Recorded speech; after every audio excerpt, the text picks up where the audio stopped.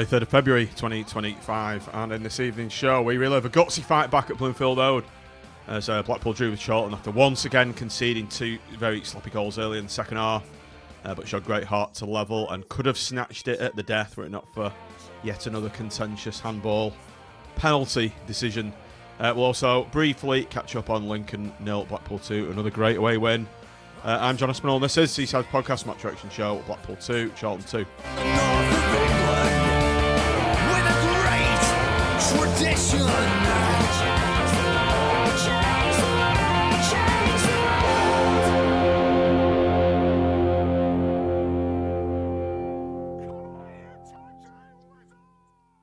Good evening, everybody. Welcome back to the Seaside's podcast on a Monday, 8 p.m. We've kept our promise. But Tim, no thanks to Nick, who let us down at the 11th hour, but the trooper that you are came off the subs bench and are filling in for him, quiff and all.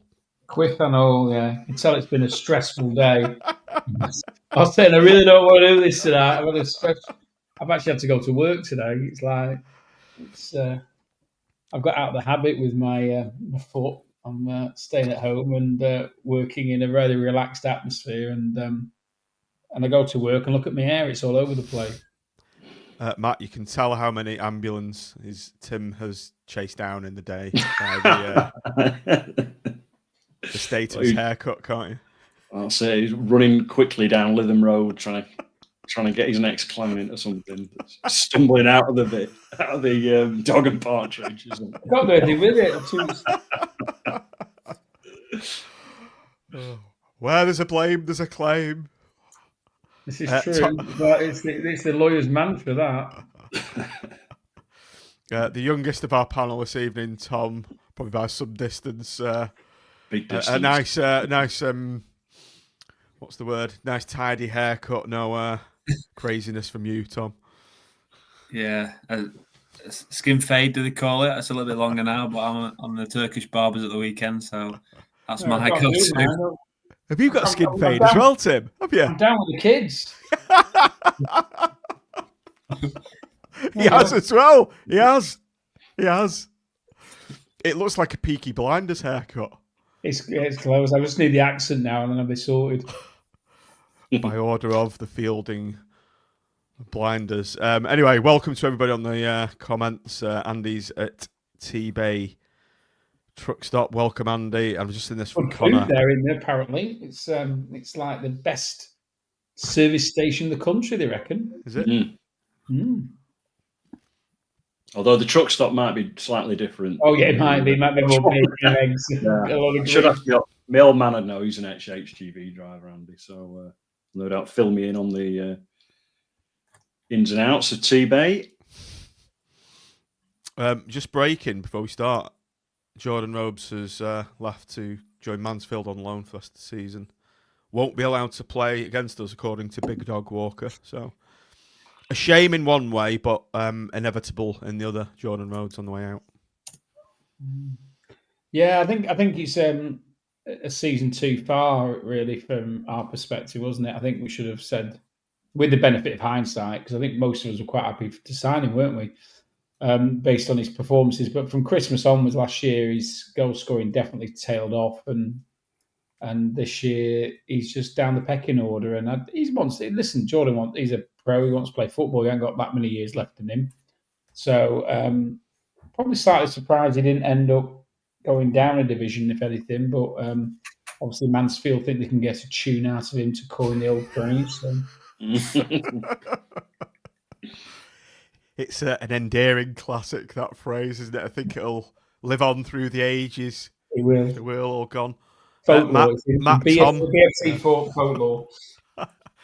Matt, any thoughts on Jordan Rhodes?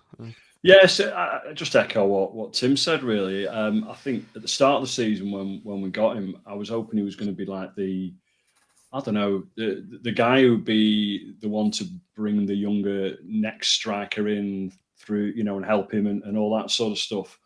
But it became apparent, obviously, as the summer went on, that there was nobody else really who was going to be that sort of player. And I think back to, I think it was Wigan away where he just sort of collapsed in a heap after a tackle, and I thought then it was like game over for him. So I suppose it was, like you say, with the benefit of hindsight, probably not something that worked out. But I could see why we went in for him, obviously with his record prior to Christmas last year and the experience that he brings. But it's just not worked out. And I wish him all the best, really. Closing thoughts, Tom. Jordan Rhodes, great pro for Blackpool, did brilliantly. But I think, like the guys have just said, he's just lost that yard of pace, and it's too much now, isn't it? Yeah, I was just looking at his record. I initially thought he hadn't scored for us all season, but he scored 3. He got a couple in the FL Trophy, one at Harrogate when I was there, and then he also scored against Birmingham in the FA Cup as well. So 3 and 28, a lot of them from the bench. So he's a goal scorer, and I think he'll do all right for Mansfield potentially. Like Tim said, maybe he'd drop down to League Two. Somewhere like Bradford might have got a bit more out of him, and he'd have scored a few goals and taken a team up, but he's gone to Mansfield. Probably wish him. I'm sure we all wish him the best of luck as long as they don't finish ahead of us. And then, maybe they can get a few goals out of him. But we didn't pay anything for him in the summer. He's probably quite a high earner. And then we let him go on loan to the end of the season, and then he'll go permanently, I think. So it's nothing ventured, nothing gained almost. But good to trim the squad a little bit and let him get some football that he wants at the age of 34 as well. Thanks for that. Also, Big Dogs, the squad trimmed and podcast panelist hair trimmed as well.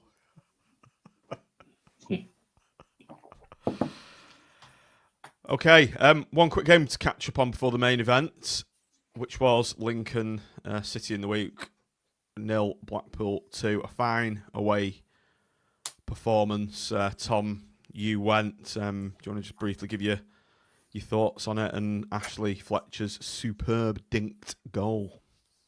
Yeah, I felt quite inspired after seeing Bloxham on the Saturday, and I thought I'm going to get in my car and do the 4-hour round trip to Lincoln on a Tuesday night. Couldn't beat it, really. So I got in my car, and it became a bit of a rush, actually. So I only got there a couple of minutes before kickoff, quickly ran in, got a Lincolnshire hot dog on my way in, which was delicious. But yeah, managed to get in just for kickoff. And we played pretty well. Looked pretty good. I think what struck me as an exile who doesn't see us every week is the height we've got in the squad now. Obviously, Fletcher is a big man. We've got Bloxham. I know them two are quite big, but they're not very good in the air. I have noticed, as well as us having a lot of commanding, powerful players across the side. We win a lot of the headers at the back and defend for our lives. But I think when we're kicking it up from the keeper or from the centre half who's playing the long ball, we seem to almost accept we're not going to win that first ball and wait for the knockdown, which might be our undoing in some, against some of the better sides in the division. But we played pretty well. I thought Casey and the centre half, whose name escapes me now, on loan, Baggett, yeah, I thought they were brilliant at centre half. We look really good, and then Afire goes on these marauding runs, doesn't he, down the right hand side? So a really balanced defence now. And then I did also think Tyra didn't come from any crosses, so it sounds like we might be in for a keeper today potentially, doesn't it? And I think the last couple of games, as we'll come on to Saturday, Tyra maybe is just a little bit weak still in crosses and set pieces, but he's obviously a very good shot stopper. But yeah, generally for Lincoln, if anyone else, any of the listeners were there as well, I thought we played okay and we looked pretty good. So a well worthwhile trip, and a bit of quality for the first goal from Fletcher as well. Tim, anything to add? Matt, anything to add with the Lincoln game? It was one of those. It seems to be a pattern that it's been a pattern for a couple of years now that we, particularly away from home, we'll have one half where we're really good and another half where we're sort of hanging on for dear life. And we were a bit more controlled, I thought, on Tuesday in that we kept them at bay. But a few games now, we've sort of invited a lot of pressure onto ourselves. And I think we need to think about how we deal with that because, on another day, they could have got back into it, couldn't they? They did have one that was ruled offside and Tyra to make what I thought was a pretty good save at one point. But there wasn't a lot of chances, and I think again we're seeing that teams are having a lot of possession against us, and we're soaking it up. I think we mentioned it, didn't we, with the 3-1 that after having a blistering first half, we sort of settled for what we got. But we saw something very, very similar, I thought, on Tuesday night, very, very similar pattern to the game. Matt, anything to add before we move on? Not really, John. I'll just concur with the guys. Really, I think we were more in control in terms of when we didn't have the ball in the second half against Lincoln than previous matches. They were a little bit old school sometimes with the long throws, but we seem to be handling that well. And yeah, I think for me on that particular game, I thought Baggett was immense. He's been a real bonus coming in when obviously Pennington got injured. So yeah, I think he's been a real not fine for us because obviously he was at the start of the season, but the timing couldn't be better really with Pennington's injury for him to come back in. It gives us actually a little bit more balance because he's left-footed as well. But I thought it was a solid away performance, and we seem to have solid away performances more than home ones, which we'll no doubt go on to. Nicely segues on then to the feature piece of the show, which was the game of the weekend, Blackpool 2, Charlton Athletic 2. Just get rid of that banner, flick that around. Starting 11, gents. Shall I even bother reading it out? More or less as you were. It was as you were. Tyra, Afire, Casey, Baggett, Husband, Apter, Morgan, Carey, Hamilton, Fletch, and Bloxham. Anything to add, gents? Is that the right front two pairing to start with? Well, I think bearing in mind that we've come off a series of very, very good away performances, it would be difficult to make any changes. I mean, obviously we had Ennis who'd come in Thursday, Friday, whenever it was, and there was talk about whether he'd just chuck him in, but I always saw him as coming off the bench, and no doubt we'll come on to speak about Silera, but we hadn't seen enough of him, I think, to displace Hamilton in advance of Saturday. So I think the rest of the team, other than the issue of whether Evans comes back in, really picked itself. And bear in mind how Carey played on Tuesday night, I didn't think he deserved to be dropped. I shall stand in for Mitch tonight and be his advocate pro bono tonight for you, Sonny. No charges. I shall represent your interests and make sure that you get a fair hearing. He thinks he's still at work. Never switches off, does he? No, I agree. I think Evans was the only one for me that might have got into that starting 11. But yeah, you can't argue that Carey deserved his spot, and it was no surprise really to see everybody else doing the sort of status quo, really. I'll tell you what, though, there'll be a selection headache for the next game because, as we'll come on to, the subs made a difference when they came on. So looking forward to, for the first time in a few weeks, we might get a surprise when the team sheet gets announced for the first time on Saturday. I think Bison makes a good point in the chat, doesn't he? You can tell Bloxham, all his best work for me, what we've seen so far has all come down the right, hasn't it? And going back to your exclusive, John, his agent basically said the same, didn't he? That he's really a right winger. So I think that will be, again, we don't want to get ahead of ourselves, do we? But that's going to be an interesting conundrum for the next game, I suspect, because we all of a sudden, when it's good, rather than the team picking itself, we're now got a few selection headaches. Isn't it a refreshing change in this sort of modern football world that you play the same team week in, week out? It was kind of the untrendy thing to do, particularly under Critchley, to keep your winning team and still play the same players week in, week out. And it's so far worked quite well for Steve Bruce.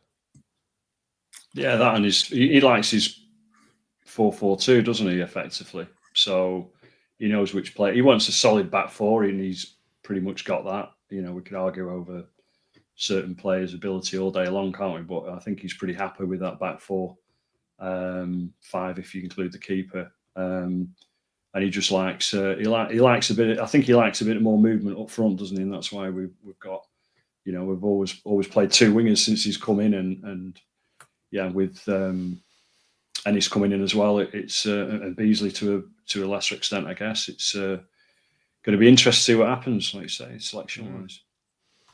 It feels quite a good balance with Hamilton as well now. I know he gets his criticism, so I'm going to stand up for him a little bit. And I think the balance he gives us, where you've got the pace on one side and Apter's trickery and coming inside and out on the other side, is a bit more balanced. Whereas if you've got someone, I know I've struggled for a left winger all season, but if you've got someone similar on the left-hand side, you can become a bit predictable and you're waiting for someone to make that move. Whereas at least with CJ, one thing you can say is he's unpredictable, isn't he? So you're going to get something different down that side, and then blocks him with a bit of pace on the coming into the right to help Apter out. We've got a few things going on up front now, which is nice.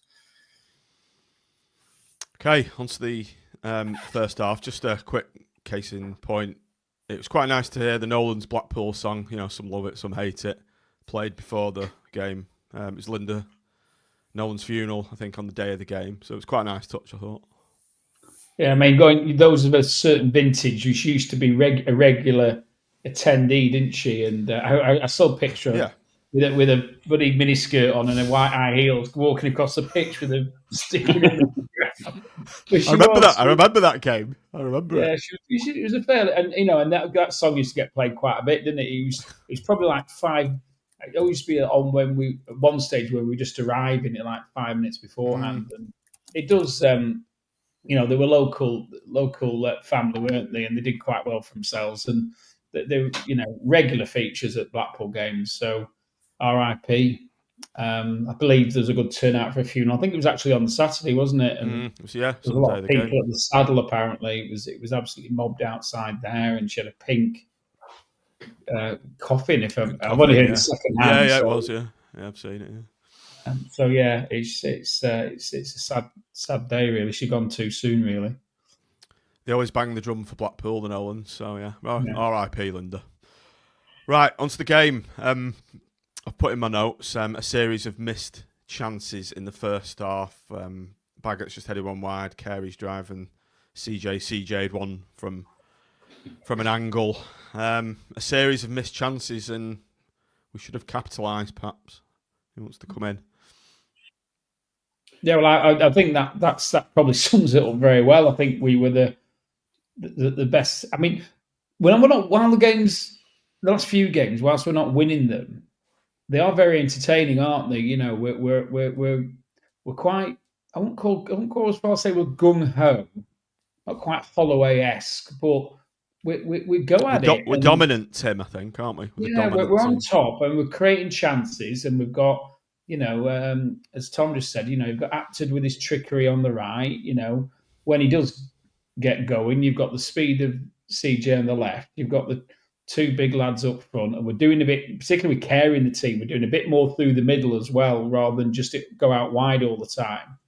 The defenders aren't prattling around at the back. It goes across the back line once, and then it goes forward, generally through O'Fire, to be honest, who drives that ball forward in a way I've not seen for quite a long time. He was superb, wasn't he, on Saturday? Yeah, it's just like all the game he's doing it, and he's so strong and so difficult to push off the ball. You can definitely see he's the son of Martin O'Fire of rugby league stock. With those power nephew anyway, but nephew, yeah. But you're right. I mean, he's yeah, absolutely, and there is no stopping him, really, isn't it? He seems like he can run the full length of the pitch 4 or 5 times in 5 minutes, which is lung busting stuff, isn't it? And he's as fit as an ox. He really is. I mean, this is.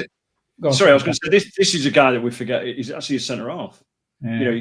He's come in as a centre half. He's a young kid. He's only played a handful of games for Brighton, hasn't he, prior to coming to us. His stock value will have gone up massively, I'm sure. Brighton will be very pleased with what we're doing with him. And it'll give them food for thought where they play him in the next couple of years or whatever as well. There are times when you think, there's a centre half out there and he's not a fullback. He's maybe not got a bit of guile on the ball or whatever. But his strength and forward running is very impressive. What I was going to say was it gives us another dimension as well, because too often previously we'd go backwards and forwards across the back for far too long just to get our possession stats up. But then we'd end up launching it forward. And the problem when you launch it forward is you're straight into at best a 50-50 chance of retaining possession. And what we're doing with the way that we're approaching it with our fire and with Carey maybe taking it a little bit through the middle, and Actor keeps hold of the ball reasonably well, is that, you know, we're having possession in the right areas of the pitch, and there's not just one way of getting there. There's 2 or 3 ways of. We can chuck it long every now and again, but as we've spoken about, we haven't got the best headers of the ball. We've got 3 of the tallest forward players in the league, and none of them can edit. So we really do need to play on the ground through the middle, don't we? So, absolutely. So it is. I think most of us are quite not disappointed about the way we're playing, but disappointed that we didn't at least notch one of those chances in the first half. Bagot's header was a decent one. You know, the last person he wanted to be on the end of that cross was CJ, wasn't it? Literally, of any other player you'd have had ahead of him in that scenario, because that's not his game. It was entertaining, and I don't think anybody could have been disappointed about the way we played. Really, I don't think overall. I think that's been a trend over the last few games of entertainment as well. At both ends, we're defending for our lives. We're really committed at the back, and we're pretty confident now. I stood at Lincoln away thinking, don't really fancy them to score it. I know they scored an offside goal, which was quite tight. Maybe could have been given, but other than that, they didn't create many chances. And then at the weekend, we've had 5-10 minutes, haven't we, where we've lost concentration or whatever it is at the start of the second half, as we'll come on to. But generally, we're pretty good to watch. And I know there's a lot of, the gates have reduced over the season, and there's maybe a few people still sat at home, either watching it or listening to it or doing other things with the weekends. But we've got 11 games at home out of the remaining 18. We know what happens with Blackpool. We get on a little run. If 3 of the next 4 at home, if we can win a couple of them and reduce that gap from 4 points even less from the playoffs, we can get on a really good run with this team. And I think it's well within our grasp now. And it looked totally 10 games ago, we'd all given up on the season, hadn't we? Whereas it's starting to mean something again. We're all looking forward to a bit of news today on if we're going to sign someone. The team news comes out and everyone's checking the phone again. It feels like we're starting to get a bit of a link back to the club and feel it's starting to mean something when we score again, and when we concede, we're all gutted again. So, if you're on the fence about going back down to Bloomfield Road, I'd say give it a go, because we're pretty entertaining on the eye, and we're giving it a good go, and we've got a bit of quality in the side now as well. So let's see what can happen in the last 18 games. And the second half certainly are entertaining as we move on to the second half. I'll put the stats up there. Get it on. The second half. Talk us through what happened in the first 5 minutes. Half-time bongs, was it again? Yeah. Nick's not here, is he? He's been on the daytime bongs. Got a bit of a cough, so couldn't make it. So who wants to go through the half-time bongs and the result of that? It was just sort of, it's just typical Blackpool, isn't it, really? I said it at half-time against Huddersfield, I think it was, that when we were 2-0 up, weren't we, against Huddersfield? And I said, first 5 or 6 minutes, if we can keep going on the front foot, we'll be fine. And lo and behold, 2 goals in 5 minutes there, 2 goals in 5 minutes on Saturday. And you just think, what the F is going on here again? And Charlton were a decent side. I don't think they were as good as Huddersfield personally, but I think they were a decent outfit and well organised and all the rest of it. But never certainly after 45, 50 minutes of the first half or whatever we play these days, I never thought we'd be conceding 2 against them, I'll be honest. And both of them were, scrappy in their own way.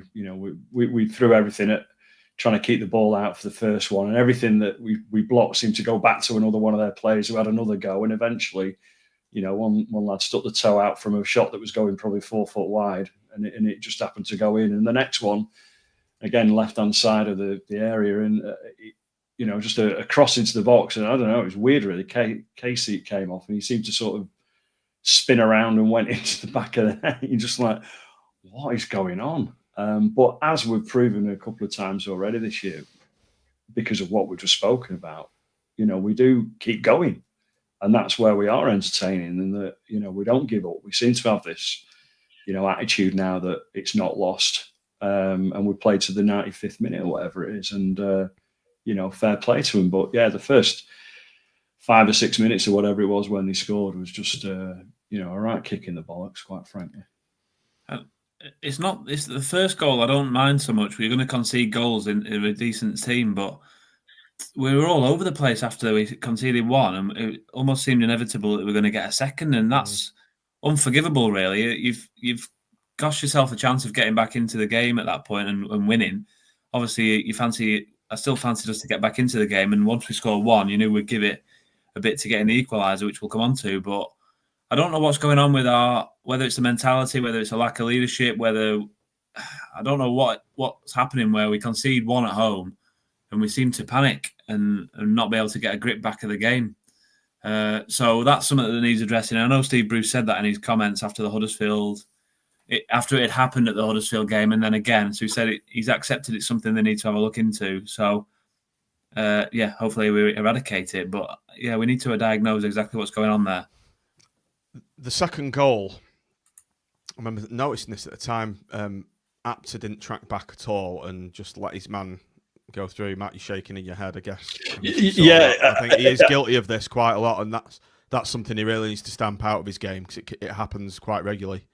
Yeah, he is, and you know, he's a bit sort of an old-fashioned winger in that regard as well, isn't he? You know, wingers don't track back. That's the sort of general sort of thing. But the modern day one, you know, should and should put a little bit more effort in. And you know, it did feel like it was just like, oh, I'll just pass it on. But there was no, you know, all of a sudden it was 2 against 1 on that, their left-hand side of the pitch. And yeah, I don't know. I don't want to criticise Apter too much because he gives us a lot going forward. But it is an element of the game that he and the rest of the team need to work on as well, because maybe the midfielders need to just sort of move over a little bit to the left as he's going, or to the right, sorry, as he's going forward, just to cover that, just in case. But you know, you shouldn't really. Everyone should be putting a shift in. But you know, it's what you get with wingers. Unfortunately, sometimes they just look like they're just not interested in coming back and tackling. And yeah, it doesn't look good sometimes, does it?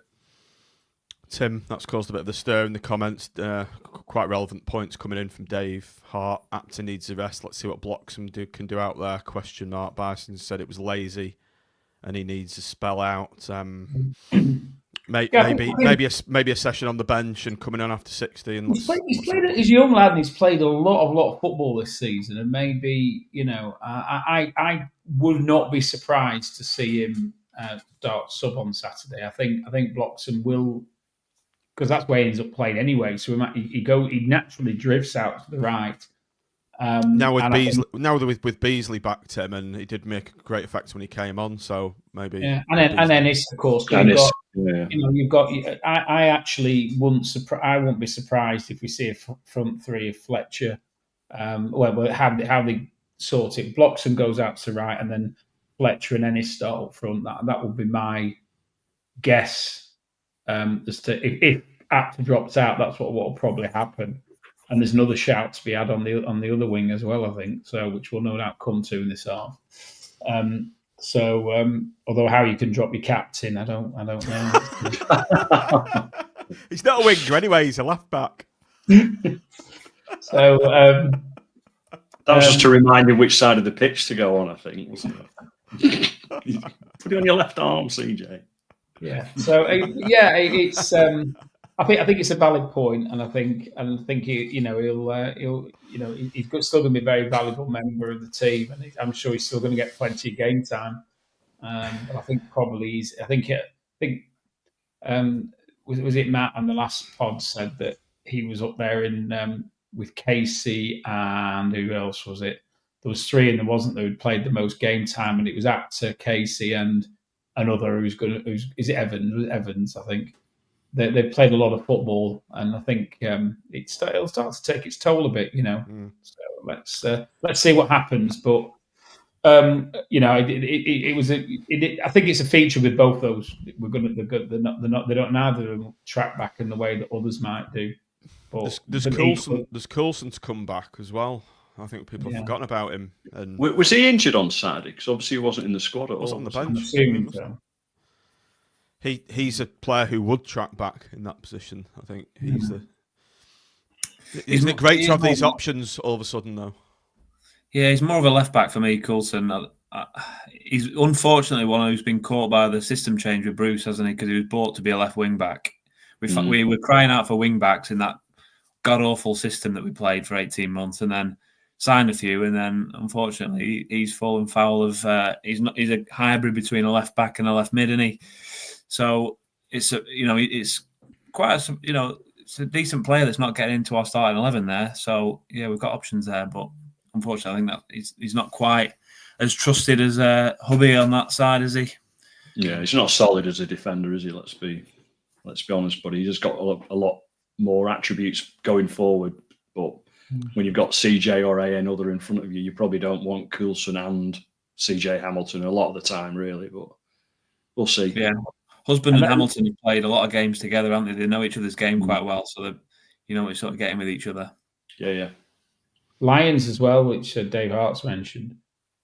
He was meant to be back in January, and apparently he's not on the sick. I think he's back in training, isn't he? So quite how far he's obviously had a lot of time out though. So how far off he is actually being considered for the squad, I don't know. But I can actually imagine Bruce will get him playing. I think I always had the impression there's a bit of an issue between Critchley and Lyons. He wasn't one of his pet players, was he? I think he was one of the ones who, with a couple of others notables who perhaps challenged Critchley's coaching and game management. So that was never going to get him a game under Critchley from what we saw, not just with him but with Casey and Gabriel and various others as well.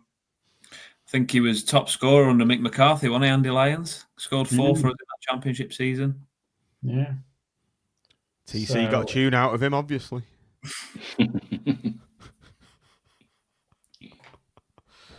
Right, on to our goals then. Eddie was saying to me, Tim, he wants to go home after they went 2-0 up. He said, I'm wasting my afternoon. This is boring and we'll never get back into the game. Oh, Eddie. You've little faith, Eddie. That's youthful inexperience talking, isn't it? Thing is, under Critchley, I'd have probably said, yeah, all right, fair enough, let's go. We ain't get back in this. But I said, this Steve Bruce team, anything can happen. We could quite easily get one and get back into it. So you've got to stick it out. And wise words from his dad did prove to be the case, and Blackpool did get him back into the game.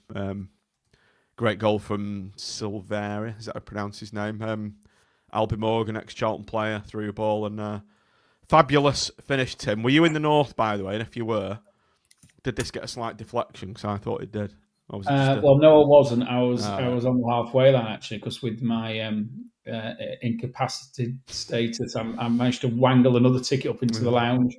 So I was sort of from the halfway line, but I got quite a good view of it because we were, it was on our side of the pitch, and obviously Silera cuts inside. I can't honestly say whether it did take a deflection or not, but I must have seen it back a couple of times. It didn't look on the reruns that it did.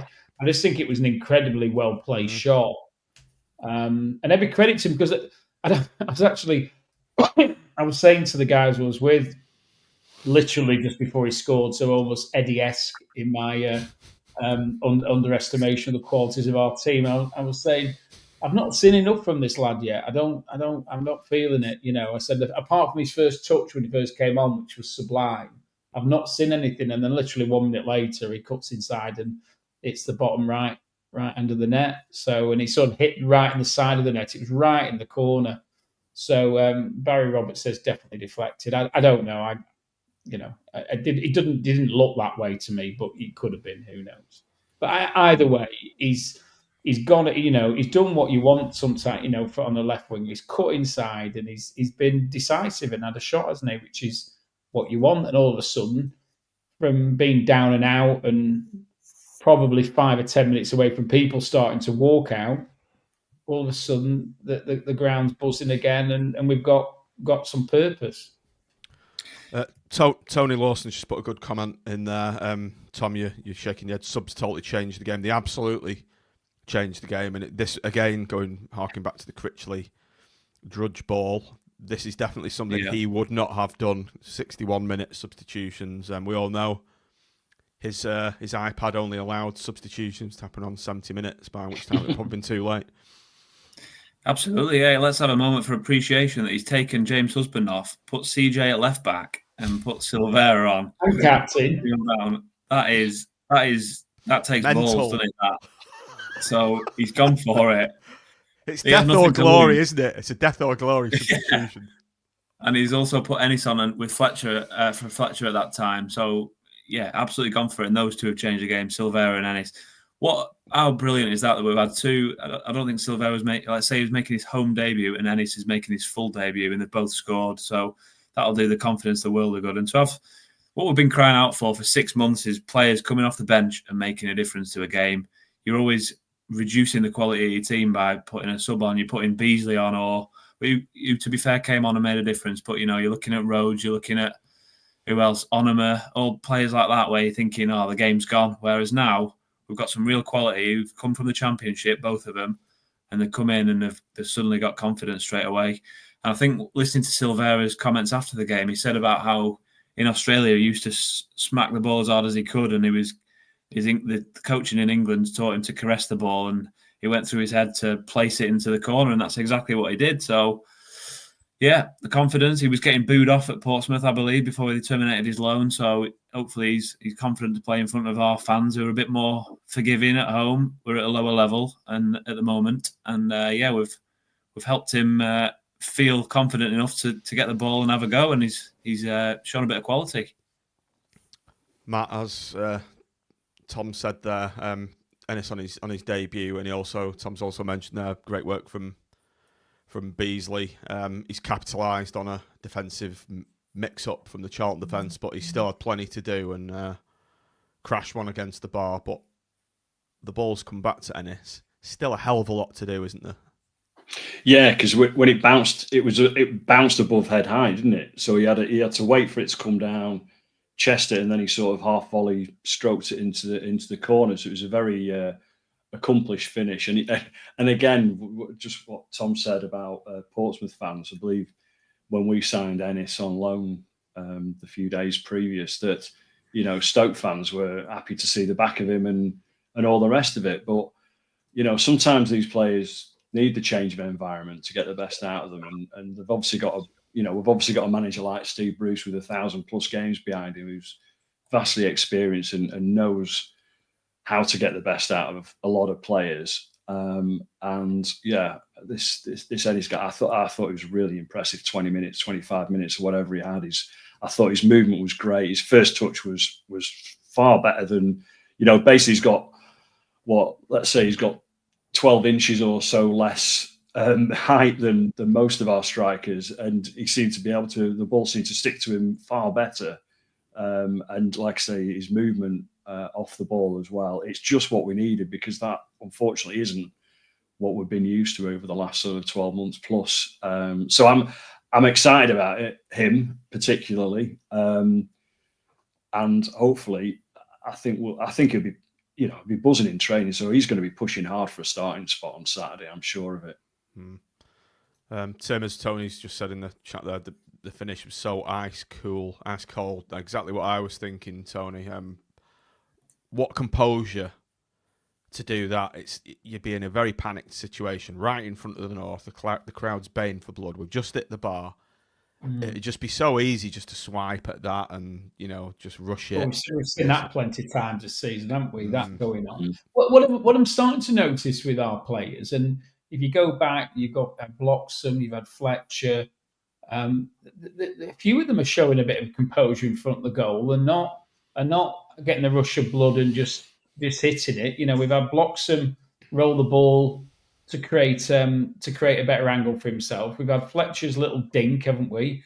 We've had that placing the ball in the corner from Silera, and now Ennis, and it's the quality level's a little bit higher. I mean, I thought Beasley did fantastic. He did exactly what you want.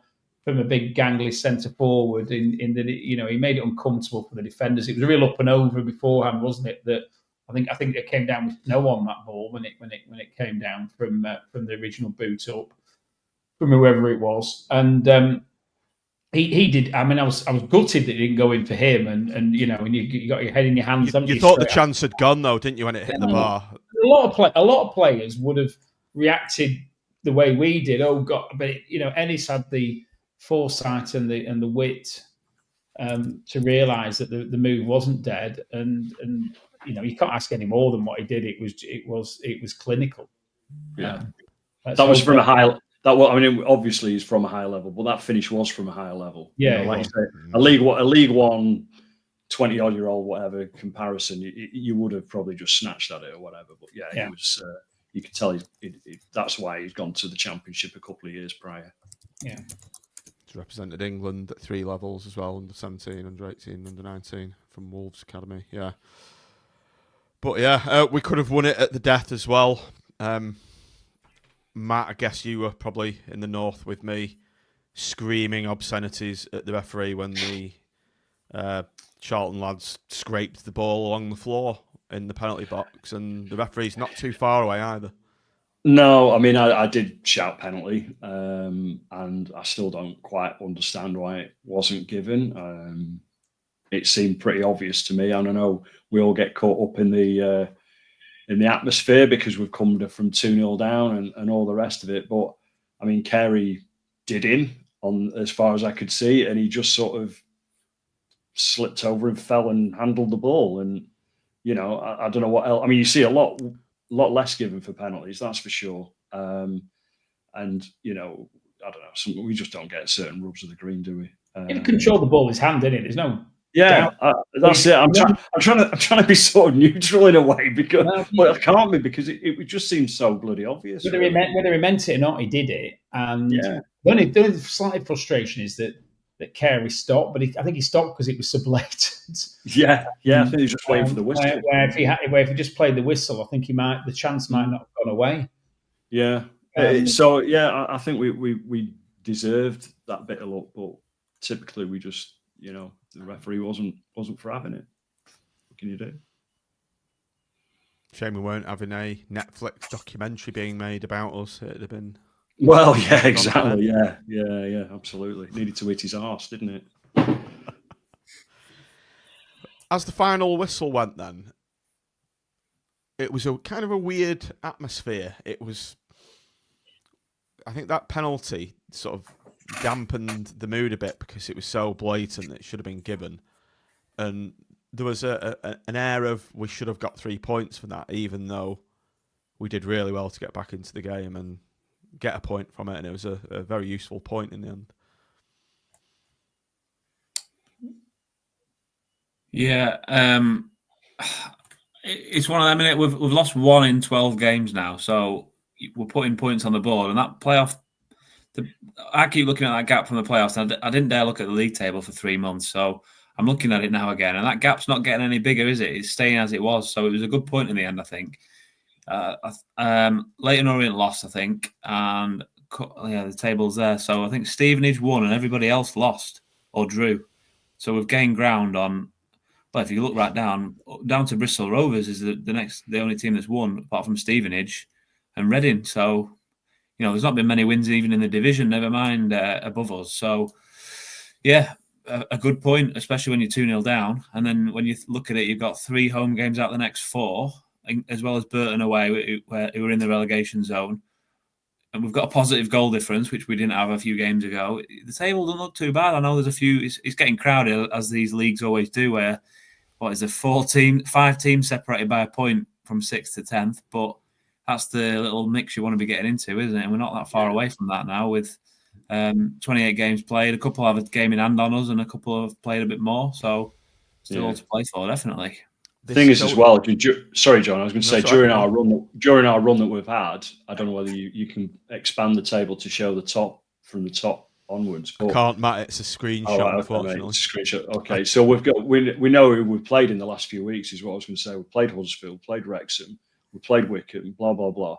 So and obviously Charlton Athletic were they were in the playoffs. So 1 point off it or whatever they were prior to Saturday. So, these are teams that are the better teams in the division. And yeah, we all want this home win quickly. But fortunately, our away form is keeping us in touch with everything. And hopefully that will continue on Saturday, obviously. But without knowing the fixtures off the top of my head, there can only be easier fixtures at home in the next few games, surely. So hopefully, yeah. The thing that stands out for me when you look at the full league table as well is we've only lost 8 games all season, which it feels like we've had a worse season than that, doesn't it? We've only lost 8 out of 28.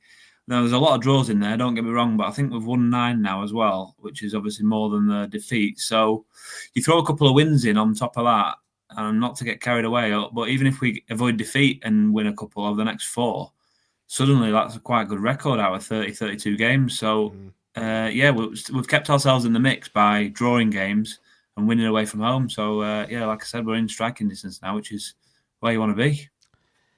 This period, 28, 29 games, is always traditionally the time when we've started these runs on the playoffs. And we're hitting form and we're hard to beat. So I think the planets are aligning. Yeah, just to add a bit of facts to it as well, though, I think 75, 76 points is what you need to be getting in the playoffs, which it's about 2 points a game from this point. So, yeah, that's what we need to be getting, which over a season is automatic form, isn't it? So you need to be, if we're going to do it, we need to be hitting automatic form from here just to get 6th. So, and when you've got that bunched up group of teams, there's always one that's going to win, isn't there? So that playoff picture is going to, if you do lose one, it's going to increase by 3 points probably because one of them's going to win. So we're only going to get 76, aren't we? If we get 2 points a game for the rest of the season, we get 76 points, don't we? So yeah, which is what the target needs to be. Oh, it's going to be tight. But we've only lost 8, so if we lose, we can lose 3 or 4 more, can't we? And then we just need to win more than we draw, which we've got 11 home games out of 18. So we know what tasks in front of us. Turn that home record round, and we'll probably do it. Yeah, but we're we're being unusually optimistic for our panel, aren't we? Well, let's have Bisons to bring the mood down. We're only a couple of injuries away from being in a mess. As if by magic. Well, it's nice that we're actually talking positively, genuinely. Even though we're 13th in League One. Even though we're 13th, it's bonkers, isn't it? You'd think we were 12th, sort of second in the table or something. But yeah, it's good to be on a positive vibe, certainly. And we can see what they did, what Bruce has done to the squad and the team. And the away form, like I say, is just ridiculous. And hopefully if we can flip that around and do it at home as well, then there's no reason, is there, why we shouldn't get involved in making it interesting come the end of the season. See, Bison says I'll hear an argument for midfielder, but I don't think we're a striker short. I think not out now, Ennis, is it? I think Bruce has said quality, not quantity, and you can have too many. We've got, at the end of the day, we've got Bloxham who can play up there, whether we think he's better on the right or not. We've got Fletcher, we've got Beasley, we've got Ennis. I mean, how many do we want for 2 positions? So personally, I think there's enough in there. I mean, I hope I haven't missed somebody out. I don't think I've. But I think we've got enough options up there to see us over the last 16 games. So that's my view, anyway. I think you've hit the nail on the head, Tim. With you, obviously it's a 4-4-2, 2 strikers. We only need 2 up there. Yeah. And Bassett saying he's a striker, but he can play there. So the point being is, if we have an injury, he's got an ability to go up there. He's played every game up there so far. So I do agree that I think he'd be better on the right. But sometimes it's about getting the best out of the squad as a whole. And if Bruce thinks he could do a job up there, and that means he can play after as well, and that's part of our best 11, then sometimes you do play players slightly out of position and they do a job for you. And I would like to see Bloxham start on the right, to be fair, and see what happens. And I think we might get to see that on Saturday, whether it's every single game or whether it's. But the point being is we can include Bloxham as a striker legitimately and say that we've got 4 good options up front for 2 spaces. Okay, let's do man of the match player ratings. What are we on? 50 minutes. Don't want the Nick Smith klaxon going off on an hour, do we? Man of the match, gents. Quickly round the room. Tim. You caught me on the hop there. Who got the sponsors? Actually, and it 100% right for one. So fire. Yeah, I think that's the that he was the. I mean, you could say he got skinned a bit on the second goal, but I think that's been a bit harsh. I think because I think he got overloaded on when we spoke about with Actor not tracking his man. But I just thought he was a colossus on Saturday, and great to watch as well. Just to watch those ambling runs down the right, and it's like a bull in the china shop, and he just pushing his way through with skill, with guile, with strength, everything that you want from a player playing that position. Interestingly, I saw Jordan Gabriel afterwards, and somebody was asking him why he's not getting a game, and I think this. I won't go into his answer because it might be viewed as being private. I don't know, but there's only one reason he's not getting a game, and that's Sophia, because Sophia's just you can't drop him. How could you drop Sophia the way he's playing? It's just not going to happen, is it? No. He's like a cross between Dujon Sterling and Seamus Coleman, isn't he, at right back? That's a very good blend to have, isn't it? I mean, the thought of Fire and Bloxham on the right-hand side must give left-sided players the opposition nightmares, potentially. Yeah. I mean, they could play. Power. It's almost like, a Jonah Lomu and another big lad on the wing coming forward at you. Massive. Martin Afire. Well, that's it. Martin Afire and Jonah Lomu playing football. It's nuts, isn't it? So I think we're all in agreement, are we? Afire, man of the match, yeah. Okay, let's move on to the ever-popular player ratings section. I'm sure there'll be some high ratings out there. Tim, you can start with Harry Tyrrell. Was he at fault for the goal? Flappy a bit on the initial cross? He made a great on the first goal. He made a great save in the build-up, and then it gets fired back in, which isn't his issue. He's made his save. And then there's a block, and then actually the goal comes because there was about 4 players in the box, but nobody was marking the one man who was free. Albeit, I appreciate it was all happening. It was a bit pinball in there, wasn't it? Mm-hmm. But I thought he did a decent save on in the build up to that goal. Second one, a little bit. I don't think necessarily his fault. So 7+. Okay, Adela Fire, Matt. Just waxed lyrical about him, all of us. What was his player rating score? Well, it's got to be 9, really, hasn't it? Comfortably, yeah. I think you've got to use the FPRS system there, surely. I don't know. It's a 9+, no? Well, mate, go on then, just to appease you. Tom, Ollie Casey can't be far behind. I was going to give him a lower mark, actually. He's the own goals come off him, hasn't it? And I seem to remember that's a bit harsh, though, isn't it? It is a bit harsh, but I feel like he had a couple of other faults that I can't quite think of specifics, but I don't think it was his best game. He's been very good recently, so that's why I'm possibly counteracting that. I'm going to go with a 7-. I'll be kind. Oh, you were going to go lower, were you? Ooh, ruthless. Yeah, we need to keep his feet on the ground. Don't want his head getting too big, do we? Tim, Elkin Baygot. I'm going with Baygot. Hey, let's stick with Baygot. Listen, I think another very strong performance. The lad's missed half the season virtually, hasn't he? Looked good in the first game or 2 that he played, and since he's come back in, capitalising on the unfortunate injury to Pennington, who was up in the lounge actually on Saturday and said he wasn't hobbling or anything. So hopefully he's not going to be too long before he's back. But he's going to struggle to get back in and take Baygot's place if he keeps on playing like he's doing at the moment. I thought it was another commanding performance. Bit unlucky maybe not to get his goal. 8+. Okay, Matt, Mr. Dependable, Jimmy husband having a new lease of life this season as a proper left back. Yeah, it's funny. I was just while Tim was talking about helping Baggett there, I was thinking of what did husband do on Saturday really? And sometimes when you don't really remember what they do, they just did a solid job. I mean, obviously he got substituted with whatever it was, 20 minutes to go or something. And he got a smack in the nose, I think it was, at some point as well, or a cut on the head or something seemed to, keep him off the pitch for a few minutes. But I don't remember a lot that he did wrong, and I don't remember a lot of him bombing forward either. So I guess it's like you say, just one of his steady Eddie sort of games, really. So a 7, I would say. And he always comes up with a bit of shithousery, so he always gets a point for that anyway. So that's always good. Right, I want to work this. Tim has CJ. So, Tom, you can have Sonny Carey. Very unfortunate in the first half. 2 good back-to-back performances. Almost cemented his place in there, keeping Evans out, which is an achievement.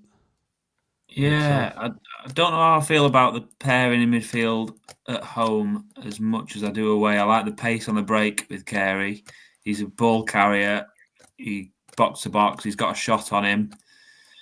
And he's got nice technique. So I like all those attributes. But he can sometimes lose the ball, I find. And he doesn't have as much control when we're trying to break teams down and play patiently. And I think we're a bit more erratic when we've got him in the side. But overall, decent enough performance. He didn't do a lot wrong. So I'll go for a 7. Being a little bit harsh tonight. Okay, Tim, you can have CJ, our new Captain Marvel. It's a Marmite performance. It was a very Marmite player. Well, I like Marmite. I didn't like his second half performance one bit. I didn't. He didn't do a lot in the first. I don't really. I mean, the chance he had, I think he had one sort of half decent shot, but the chance he had, it was a hard chance, and I was being a bit harsh before and said he wanted anybody else other than CJ to have it, but that's the reality because it was technically a very difficult ball to control and get a shot from target. I thought, but second half, I thought. I mean, he got moved to left back, didn't he? And I think the rationale behind that was Jimmy was on a yellow, and he was getting that, and that winger on the right was a bit fast. So I think he thought if he put CJ there, he would at least maybe keep up with him. We sort of worked because we obviously got back in the game after we made those substitutions, didn't we? But I thought his overall contribution to the game was lacking, just as it was from the previous game. So I will be quite surprised if he starts on Saturday. 5+. Okay, Matt, Albie Morgan, another present in the back and. An assist for 1 goal as well. So yeah, it was actually a really nice ball through for Silera. But I'm sort of on Tom's wavelength here with this central midfield issue that we've still got. I think even if Evans comes in, it still doesn't strike the right balance for me. Somehow, not quite. There's just something missing. Can't put my finger on it. But Morgan's game on Saturday was, I think, it was tidy. And he does what he does. He sometimes disappears a little bit too much for me, Morgan. I like to see a centre midfielder really control the game, and that's where we're lacking. Basically, is somebody who gets the game by the scruff of the neck. But let's have a look. 7 out of 10, I'm going to say. Rob Apter, Tom, we've discussed him. Yeah. His performance. What do you think? Score? He probably does need a break from the side. I'll put it that way. I think he's exciting and he gets people off the seats. He can go either way, which I like about him. He can put a delivery in. He's got all the right attributes, but he's played a lot of football at this season. So let's try and block him out there. Let's give him a bit of a breather and let's welcome him back into the side when we're winning games. And I'll be really excited to see him come back. So I'll go with a 7. Capable of a lot more. Okay, Tim. Tom blocks them in a front 2, not his preferred position. What do you think? I think it's probably of the games we've seen in play so far. The game has looked the most average, I think, of the 3 games, but that's because he set such an incredibly high standard for himself in the others. And I sort of kept thinking, is he the player to get the winner for us? And it just didn't quite fall for him, did it? In the way that he was making things happen in the other 2 games. So, but he's still strong, he's still powerful, he's still involved in everything that's going on. So that's not to say he played badly; it just wasn't quite the electric performances we saw last home game and the away game at Lincoln. And so I'm going to go 7+. Okay, to wrap this section up, Matt, Ash Fletcher. Yeah, what a frustrating player, isn't he? Looked all the world a really good striker at Lincoln, and then he's putting passes into the stand and he's miscontrolling, and then he'll kill the ball dead and put it on a sixpence or whatever. You just don't know what he's going to do, quite frankly, and I don't know whether he does sometimes either. So, what did you give CJ, Tim? 5+. Right. Well, I'll give him a 6 then, because he was better than CJ, but not as bad as Casey, if that makes sense. Yeah. Or not as good as Casey, sorry. Yeah. Okay, let's move on to before we just head off, change the layout. Burton away. Can we have a quick Saturday, manager rating for Bruce, by the way, for that substitution? I think it's changed the game with CJ left back, and I think he needs a good shout out for that very quickly. I think we're actually. I think everybody, without exception, is incredibly impressed with what he's doing, aren't they? And I've not heard anybody recently have one bad word to say about him. And I think, bearing in mind the reaction when he first became our manager, which was a little bit cool, to say the least, I think that's a great testament to him and his team as for how good they've been since they came, and how well they've settled in, and how much in 6 months they've sort of changed the whole way we play and the makeup of the squad. I mean, it's an incredibly strong start, and I think arguably Saturday's second half, the way he changed it was up there with some of the best we've seen from him so far. So I mean, it's got to be a 9 for me. Matt? I agree. I think he's just he's getting a tune out of everything, isn't he? Really, he seems to be a bloody good bloke. Love his own post-match interviews. Says it as it is. No bloody media training bollocks off him. Just say it as it is, and that's what I like about him. And that's what 1,000 games and a lot of respect gets you. Did you give a score, Tom? No, I think the one negative is the 5 minutes after half time in it. So he needs to put a pin in that before it happens again at home. We need to improve our home form. That's the one criticism you could have of him. But yeah, very much keen to see how he does for the rest of the season. And I really trust him in the transfer market, with his team selections, with his subs, with his the whole way he talks about the club. I'm very happy with him as our manager for now. So yeah, I'll go for a 9. Okay. Brucey, we trust. Burton away, Saturday. As Bisons has just said in the chat, Bowyer has them playing. If you look at the current form, they're obviously in the bottom 4, but that can be deceptive. They've drawn away at Barnsley. They've beaten Reading at home 3-2. They've beaten Rotherham at home 4-2. And they've beaten Wigan away 2-1. So they've drawn the previous game. So that's unbeaten in 5.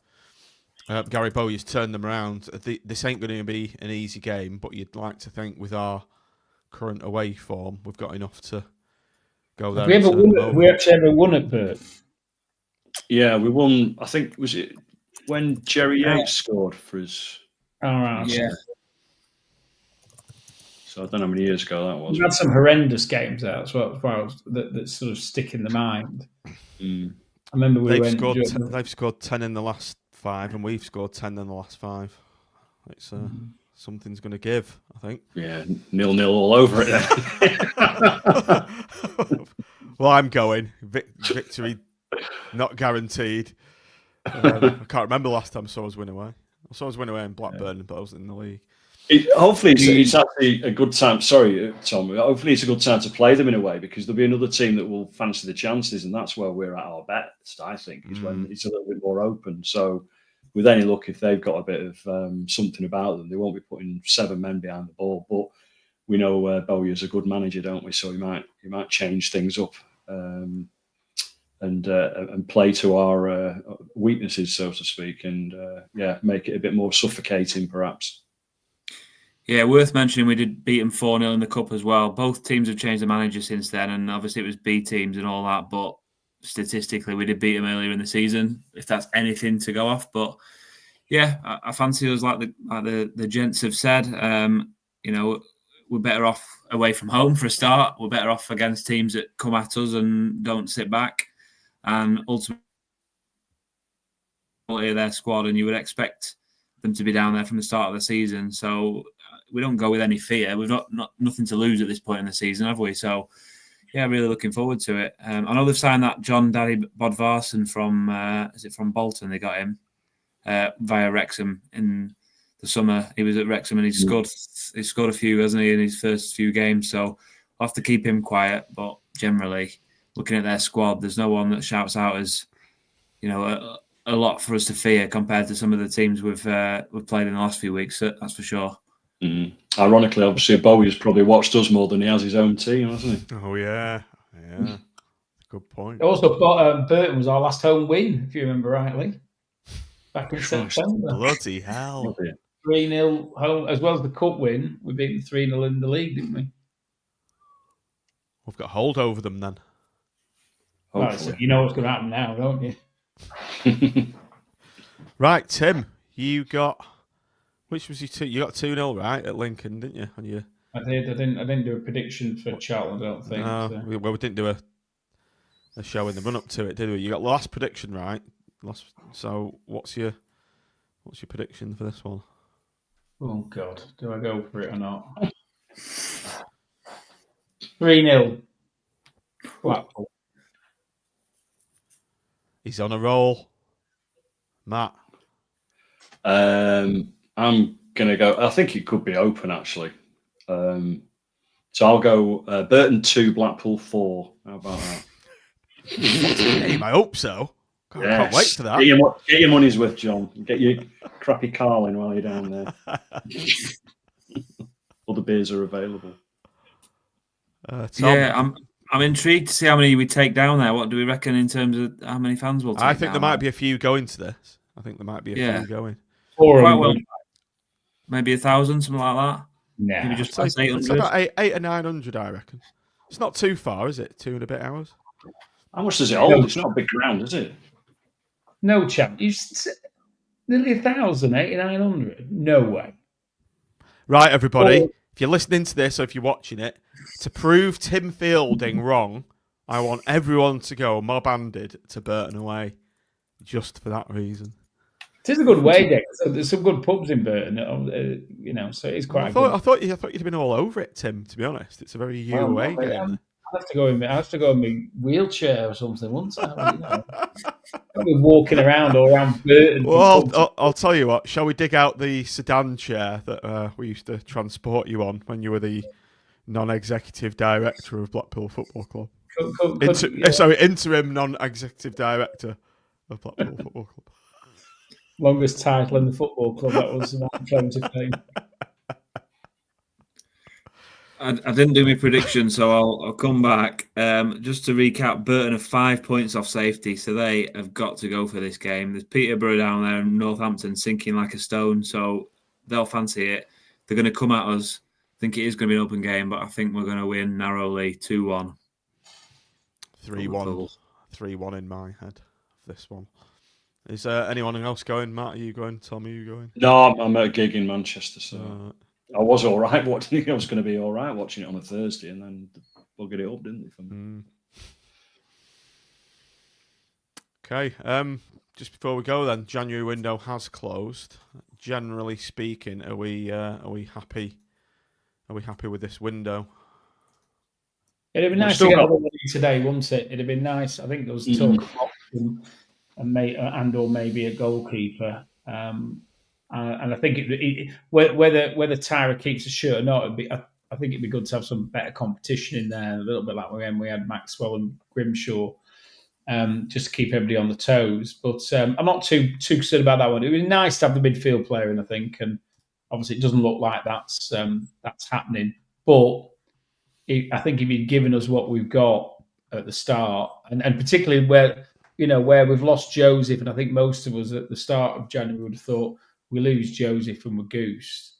But we're not, are we? We're actually, I think we're a stronger team going into February than we were going into January. So I think, and the fact that we're having a positive podcast, despite our lowly league position, shows that we can all see where the improvements are. And I think we'll continue to improve. A couple of negative comments in there, Matt. Bison saying a couple short, squad not good enough. Tony saying one midfielder short. David Coleman's flipping it though, saying excellent window, one of our best. What are your thoughts? I think January's always a bit funny, isn't it? Really, you can look back with hindsight and just think, crikey, why don't we have this manager in bloody July and all the rest of it, and we would have had a summer transfer window as well. But yeah, I think there's definitely space for improvement in the midfield for me. I think we are still one quality midfielder who can drive us forward. Those of a certain vintage will remember Paul Groves. Slightly younger listeners and viewers will Keith Southern type who can just push forward, and we don't seem to have that, and that's what we're missing for me. But I don't think we're going to get that sort of player in the next hour and a half, and I think it'll happen. Hopefully it'll happen in the summer with this manager.